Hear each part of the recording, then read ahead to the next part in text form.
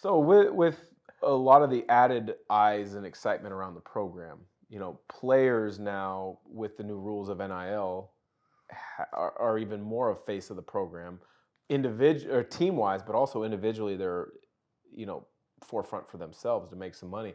Do you like the NIL rules? What do you see? Are there rules?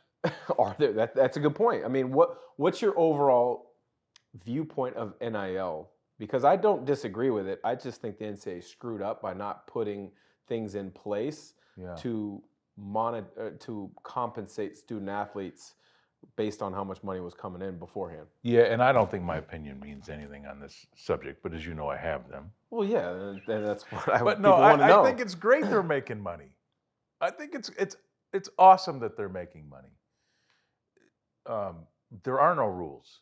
And I know coaches and athletic directors would argue against that, but there's no cap. There's No, not like professional there's no sports with a ceiling, salary right? cap, There's yeah. no, and so what it's done is created the wild, wild west where the highest bidder gets the player. And it's completely devalued the scholarship, in my opinion. When Gonzaga is $65,000 a year, or whatever it is, that doesn't mean that's not in the formula anymore. And even at a program like Gonzaga, where they are year in, year out now putting players into the NBA, your chances of getting there are still minute, right? So I don't like that, but I think they should be making money, absolutely. The transfer portal is a bigger issue. That's got to get fixed in regards to setting clear timelines of because when with to enter and INL, when it closes, because it's impacting all the way down to the high school kids. Yeah, and combined with NIL, it does allow this bidding war to go on for players because they can just leave, right? So, but my opinion doesn't matter on any of that stuff, man. It's not that your opinion matters. It's just I'm interested in hearing multiple viewpoints of it. I've heard some great takes. Yeah. Jim Harbaugh has a unique one that's just come out in the last few days. There are some absolutely terrible takes out there. My biggest concern with transfer portal and NIL is not about the money or the kids making money or the economics of all of it. It's, we have all grown up loving college athletics because we get to see heading in a development. completely different space. Yeah, that's my concern with it. When you can watch a Drew Timme evolve and then hit pay dirt at the end of his career, man, you literally fall in love with that guy and his game. And I'm concerned that as fans and as communities who support these programs, that could be lost. Yeah, that's true. Right, that could be lost because we're not going to watch kids.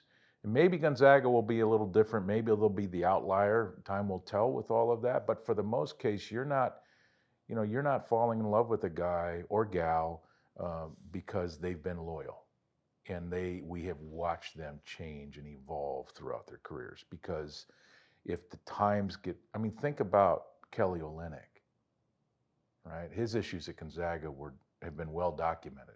Had he left, we never would have saw the greatness evolve. For sure. And he may not have gotten to the greatness if he went somewhere else. We don't know that. He doesn't know that. He credits Gonzaga today for where he's at in his 11 or 12-year NBA career now. Well, he's playing unbelievably well in the World Cup right now for Canada.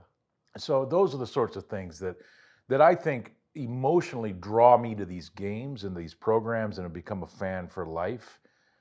I worry that college athletics as we know them is being blown up right now with realignment, NIL, and it's a completely different landscape. So we'll touch on realignment in a second, because you and I have talked about this ever since a year or so ago when it started to kind of become in the forefront of things. But NIL, Drew Timme had an unbelievable partnership with Northern Quest in Spokane a season ago.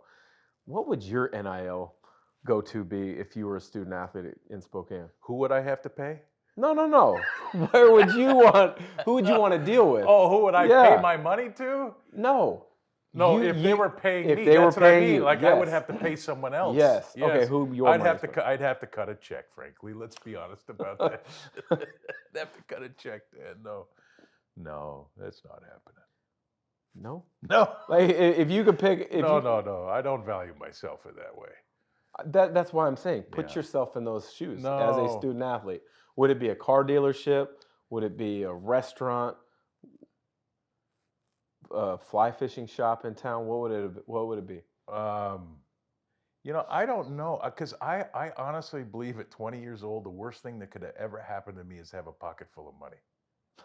I think honestly, like that is the worst thing that could have ever happened to me. Yeah.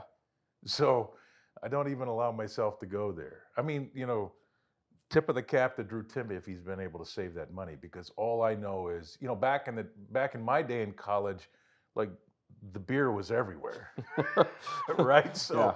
so it would have been an unlimited there would have been kegs in every room and like it would have just been a lot of You'd have been the fun. life of the party. Oh, I think I was anyways, but yeah, no, a pocket full of money and no, wouldn't have not Yeah. been good for me in college.